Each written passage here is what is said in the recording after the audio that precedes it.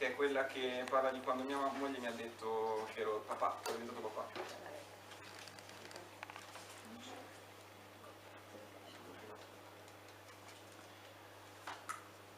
Mi annunci nostra figlia. Il vento radente alla valle striscia sul fianco del colle fino al crinale dove siamo. Il tuo scialle vola da sotto nel cuore dell'abete come un rivolo di sangue, ma nemmeno ti metti una mano sulle spalle. Sai di averlo perso, eppure mi guardi e poi lo guardi come qualcosa che vuoi dire, come le tue paure. Questo basta, è il tuo silenzio che si tende e il vento dilata l'abete. Il suo corpo buio è sempre verde, come la nostra sete. Il tuo scialle è finito, dove tutto ci assomiglia e niente si perde. Ora il vento è la puntualità dell'infinito e il tempo è polvere, ma non qui. Ora puoi chiedermi di sì, raccogliere il frutto delle nostre vite. A mio padre. Ho visto i tuoi capelli grigi, bianchi sulla nuca, mentre ti voltavi per aprire la porta del garage. Per la prima volta veramente mi sono sorpreso a sperare che tu non morissi.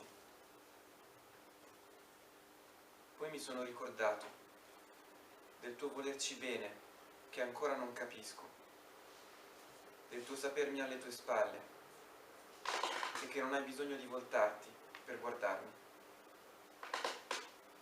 Per dire proprio la struttura di questo poema, la prima parte è un'estate nel Mediterraneo, è uno stare anche nel Mediterraneo che comunque tu riconosci come tua identità in qualche modo, anche se ti se lanci verso est, ovest, sud, nord, eccetera. Lo slancio è il tuo tema, lo slancio e lo slacciarsi, e adesso lo voglio dire questo, però in questo Mediterraneo c'è una sorta di estate amorosa. Nella seconda parte diciamo questa estate amorosa che è un po' anche, c'è qualcosa anche secondo me di D'Annunzio, dell'Alcione, perché anche lì c'è un'estate, però insomma, anche se molto lontanamente, però lo voglio pensare, anche quello è un po' un neorinascimento, questa solarità, questo amore, slancio, eccetera. E poi diciamo oltre il Mediterraneo si apre verso l'oceano, si apre, mare aperto si intitola, no? Questo mare, questo piccolo mare, questo mare locale che si apre nell'oceano per andare a partorire, perché appunto vai a dare una nuova vita, perché lui si trasferisce con la moglie in cui si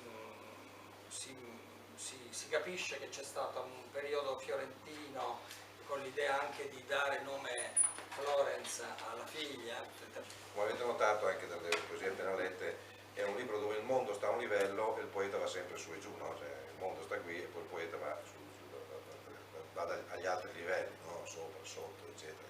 E in questa poesia di Pietro si vede questo essere sempre a un altro livello, no? Un altro livello da cui puoi guardare forse il mondo e vederne la destinazione, o meglio vederne la figura. Ogni libro, ogni poeta, ogni poesia in fondo, come diceva uno dei miei maestri, che è Mario Luzzi, ha come tema la relazione tra l'uomo e il mondo. E in mezzo a tanta poesia da Tinello, cioè dove si vede che tanti poeti ritengono che la loro relazione con il mondo coincida con il loro Tinello, abbiamo invece un poeta che parla del mare aperto, cioè dove la relazione tra me e il mondo ha come emblema, come orizzonte, come respiro il mare aperto. E questo è quello che Pietro ha cercato in questo tempo. Si vede che è un libro di ricerca, o meglio un libro che viene da una ricerca di qual è la mia posizione nel mondo. Non a caso appunto è un libro che è senza pudore finalmente, che parla delle esperienze fondamentali della vita, avere una figlia, cambiare casa, cioè non è un libro che dove la vita viene come un presupposto scontato, no? Viene, la poesia succeda, fa cadere davanti.